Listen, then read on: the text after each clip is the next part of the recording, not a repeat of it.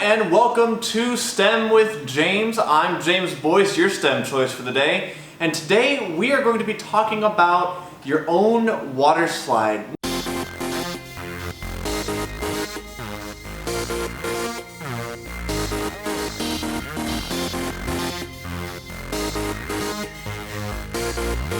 Now, I want you to ask yourself a question.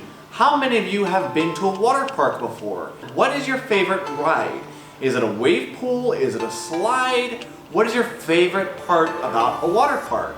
Well, I know mine. Mine is going down the really big water slides. Over at Hurricane Harbor over near Concord, they opened a new slide that is a trap door. That's kind of like this scene here from Emperor's New Groove where it's like, pull the lever, Kronk. And that is my favorite ride because I get to make that joke every time I go on it. Unfortunately, with all the COVID going on right now, we can't go to the water park. But what we can do is we can bring the water park to us, kind of.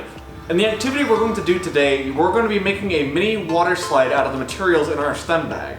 Now, making your own water slide at home, no matter how big or small, can get a little messy. So make sure you have some paper towels or towels lying around to ready to clean up any spills you may occur. Make sure you get a pitcher of water and you're ready to start.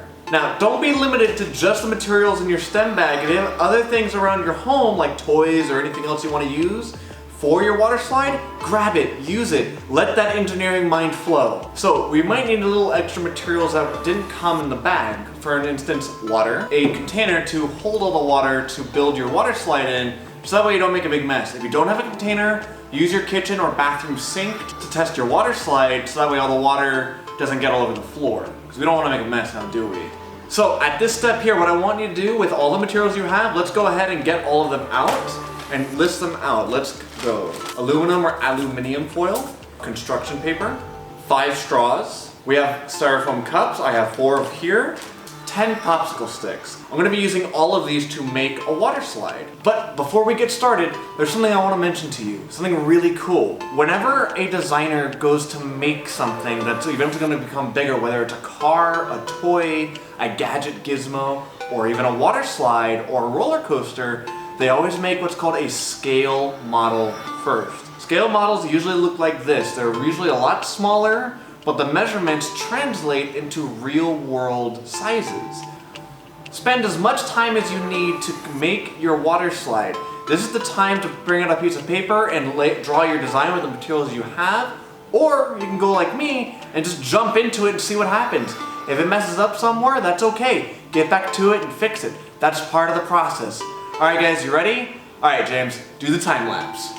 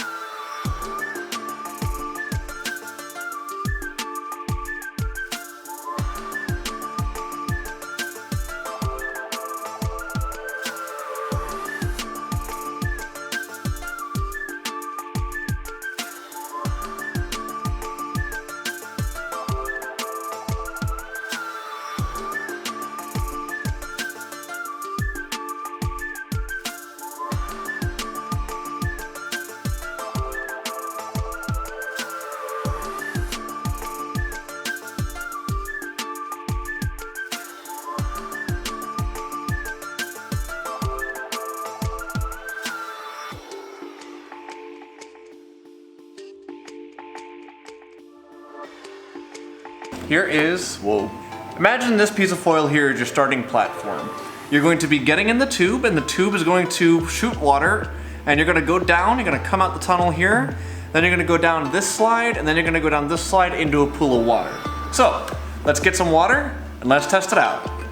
3, 2, 1, pour. Uh-oh, we encountered a problem. The water is just falling out. It's not going in. so that means what's going on. Let's get the camera a little closer so you can see what's going on. Now that you're a little bit closer, the water went in and then it came out somewhere. And it went through some of the straws, so let's go ahead and try it again. Here we go. It's working, but it's only working when I hold it because it's no longer supported back here. So I need to find a way to keep this supported. Again, this is all part of problem solving. So you're going to encounter problems like this a lot when you're doing any sort of engineering or design, or even just going for it like I am here. You're bound to run into some issues. What's important isn't the issue, it's how are you going to solve it. Let's see if our water slide behaves any differently without me touching it. In 3, 2, 1. Hey, there it goes. Look at that. So if you have extra materials lying around, or if you have any materials left over, feel free to try it again. After conducting that activity, I want you to ask yourself a couple questions. First, what would you need to make your water slide even smaller? My second question is, when in the real world would you need something as small as possible? Think about that for a moment. How small would you need to make something? Here are some possible answers you might have for making things as small as possible. What about creating tiny circuits inside your cell phone? Or inside your computer? Or machines that can access certain parts of the human body to deliver medicine? Let's watch a quick video to learn about what we call nanotechnology and the future of where it's going. Nanotechnology. What can it do for you? Nanotechnology is science, engineering, and technology at the nanoscale, from 1 to 100 nanometers. A nanometer is 1 billion times smaller than a meter. A baseball bat is about 1 meter long, so this is really, really small. Much smaller than you can see, even with a conventional microscope. Think about the size of the Earth compared to a softball. Now, if the Earth was 1 meter across, that softball would be 1 nanometer. Another way to think about it is your fingernail grows 1 nanometer every second. Building and changing things at the nanoscale could allow us to create totally new things, from invisibility cloaks and bulletproof t-shirts, to tattoos that tell you when you're about to get sick, and even a cure for cancer. For more on nanotechnology, go to ideastations.org/science matters and nano.gov. I hope you enjoyed that video. Now, here's another thing I want you to consider when scientists are creating things as small as possible. Now, like when we're making things really big as possible, for example, if you're building a house in the middle of a forest, what are some possible things that can get in the way? Trees, right? But what about on a nanoscale? What about a microscale? What about something really small? Tiny bits of dust that are in the air. Small particles like that can influence everything that's being created at this scale. It's also really hard to find tools that work with things the size of atoms. For example, making things as small as possible can help manufacturing, but here's a crazy fact. A lot of new clothing that's made today includes micro-sized plastic in it that eventually can make its way into our water stream like we talked about in our Sustainability Week episode. So check this out. What we have here under the microscope is actually a common housefly's leg.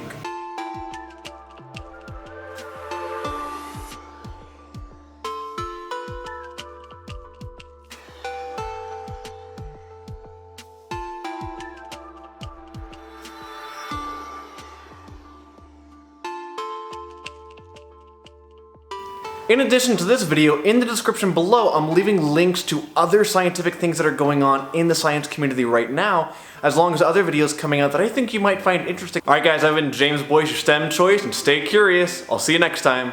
Bye!